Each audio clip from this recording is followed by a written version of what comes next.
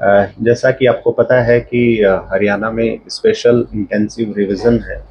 इसकी प्रक्रिया अभी स्टार्ट होने वाली है। तो सबसे पहले मैं आपको टाइमलाइंस बता देता हूं, then I will go for the details. Qualifying date जो वोटर्स की रखी है वो है 1 जुलाई 2026। 1 जुलाई 2026 को जो भी व्यक्ति 18 साल का होने जा रहा है वो इस प्रक्रिया में शामिल होंगे।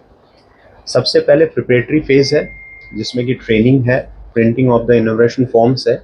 ये फेज है हमारा 5 जून 26 से लेके 14 जून 26 तक।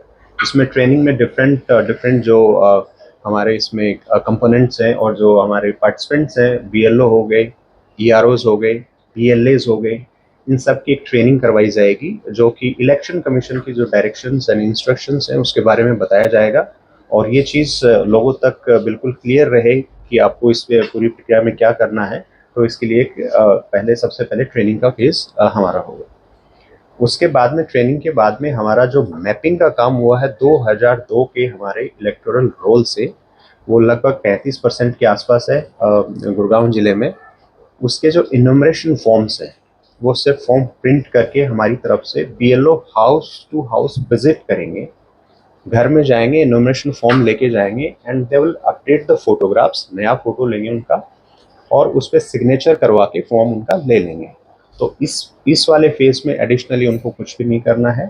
पैरेलली फॉर्म 6 कोई भी वोटर किसी भी वक्त जमा करवा सकता है, बीएलओ के थ्रू करवा सकता है, बीएलए के थ्रू करवा सकता है। और ऑनलाइन भी जो सुविधा इलेक्शन कमीशन ने दी है voters.eci.gov.in पे, इस पे भी अप्लाई कर सकते हैं। इसके बाद में 14 को जो हाउस टू हाउस विजिट है, उसके बाद में 14/7/26 तक पोलिंग जो बूथ्स हैं उसका रैशनलाइजेशन करना है। रैशनलाइजेशन का मतलब ये है कि एक बूथ पे 1200 से ज़्यादा, 1200 से ज़्यादा वोटर्स नहीं होने चाहिए। और उसमें एक जो गाइडलाइंस है हमारे लिए, उसमें कि 2 किलोमीटर से ज़्यादा की दूरी तय करनी ना पड़े वोटर को, फैमिली एक ही बूथ पे रहे, प्रॉब्ली उनका जो एक स्ट्रीट है वो भी एक ही बूथ में रखा जाए। ये वाली सारी चीज़ें देख के रैशनलाइजेशन की प्रक्रिया स्टार्ट होगी। इसमें प्रिपरेटरी थोड़ा काम किया है, बट पॉलिटिकल पार्टीज का एक बार उस पर फीडबैक लेना है, उनसे मीटिंग करनी है। उसके बाद again we will finalize it and send it to the Election Commission of India. 14/7/26 तक जो हमारा इन्यूमरेशन फेज है, उसके बाद एक ड्राफ्ट इलेक्टोरल रोल पब्लिश होगा।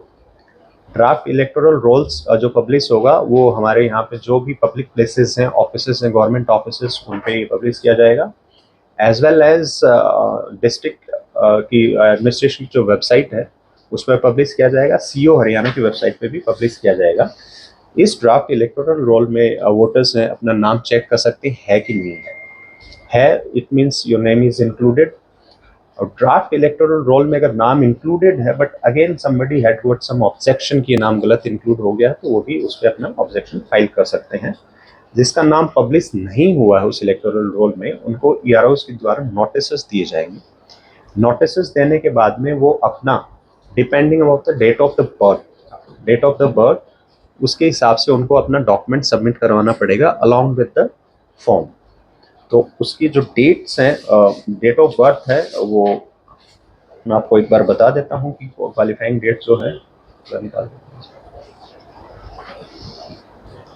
1 जुलाई 1987 से पहले का है, तो खुद का एक डॉक्यूमेंट देना है।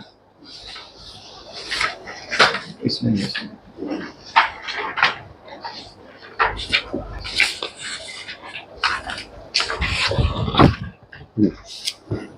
1 जुलाई 1987 से पहले का है, तो अपना खुद का एक डॉक्यूमेंट देना है। डॉक्यूमेंट की लिस्ट में आपको प्रोवाइड करवा दूंगा। There are 12 categories of the documents which is mostly आपका पासपोर्ट हो गया, एजुकेशनल क्वालिफिकेशन का कोई डॉक्यूमेंट इशू किया हुआ है, गवर्नमेंट के द्वारा कोई आइडेंटिटी कार्ड इशू किया हुआ है, तो उनकी लिस्ट है। I will provide you that list also.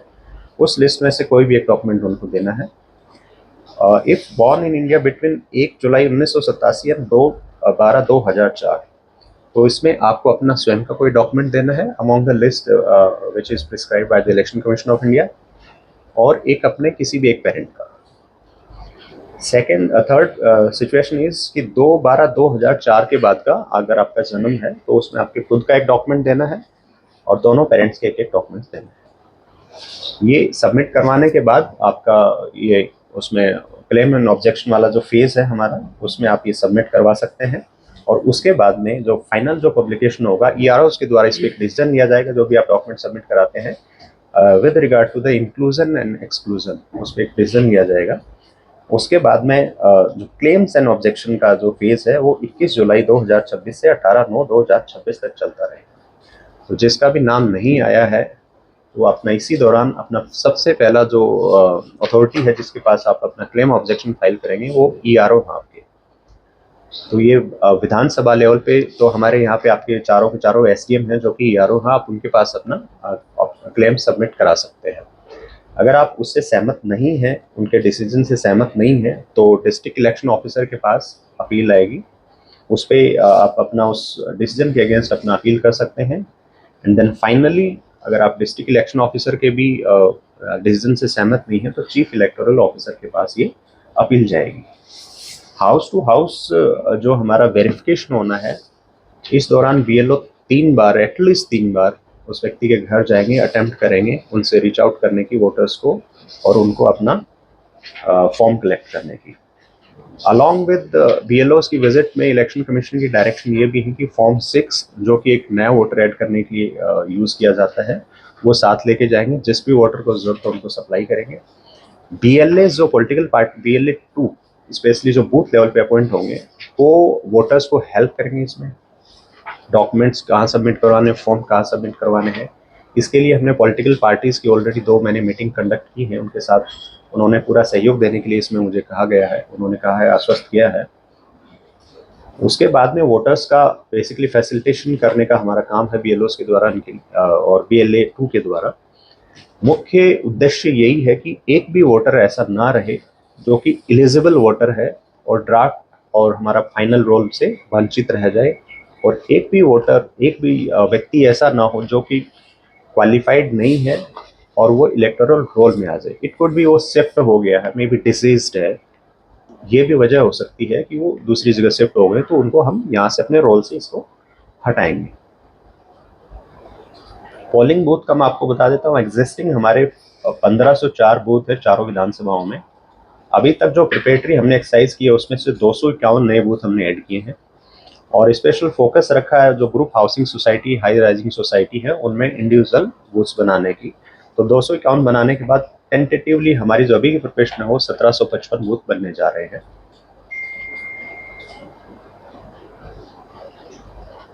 और जैसा कि मैंने आपको बताया कि फॉर्म 6 न्यू वोटर के लिए, फॉर्म 7 है वो क्लेम ऑब्जेक्शन और डिलीशन के लिए, किसी को अपना यहाँ से डिलीट करवाना है, दूसरी जगह बनवाना है, तो फॉर्म 7 यूज़ कर सकते हैं।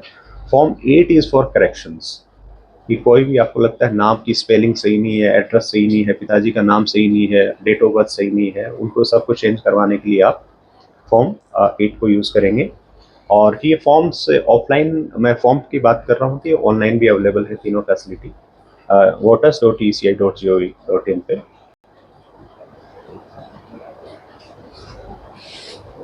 मैपिंग का जैसा कि मैंने आपको बताया कि टोटल इलेक्टर्स जो आज के टाइम पे हमारे गुड़गांव जिले में है वो 15,55,039 हैं टोटल। इसमें से मैपिंग हुई है वो 5,46,970 की, which is 35.17% of the total voters as of now. And जैसा मैंने आपको बताया पहले कि इसमें से जो मैपिंग का है ये इन्यूमरेशन फेज में बढ़ने की प्रोबेबिलिटी है, तो ये फिगर चेंज होगा फ्यूचर में।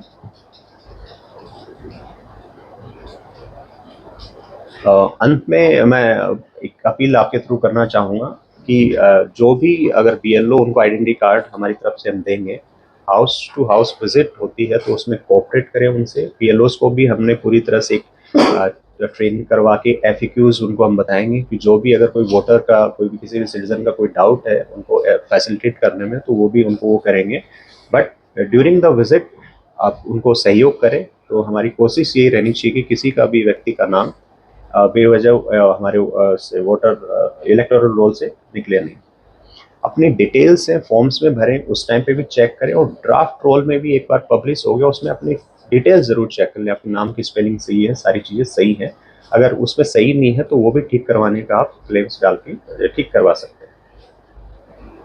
टाइमलाइंस हैं बिल्कुल सैक्रोसेंट है और बिल्कुल ही इसके बियॉन्ड नहीं जाएंगे। तो मेरी अपील यही रहेगी कि विद इन द टाइम्स जो आपको क्लेम ऑब्जेक्शन करना है वो उसी के दौरान करें।